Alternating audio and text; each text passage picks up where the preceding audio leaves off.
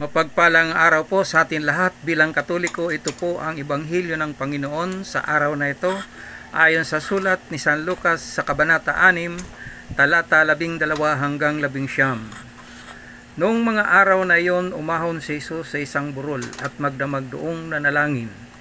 Kinaumagahay tinawag niya ang kanyang mga alagad at pumili siya ng 12 sa kanila na tinawag niyang mga apostol.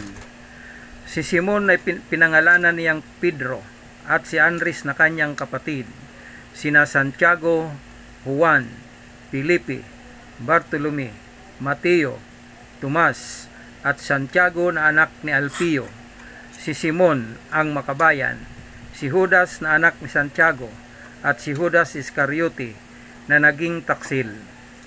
Bumaba si Jesus kasama sila at tumayo sa isang patag na lugar. Naroon ang marami sa kanyang mga lagad at ang napakaraming tao buhat sa Judea at Jerusalem at sa mga bayan ng baybayin ng dagat ng Tiro at Sidon. Pumaroon sila upang makinig sa kanya at mapagaling sa kanilang mga karamdaman. Pinagaling din niya ang mga pinahihirapan ng masamang espiritu at sinikap ng lahat ng tao na mahipo siya, sapagkat may taglay siyang kapangyarihang makapagpagaling ng lahat.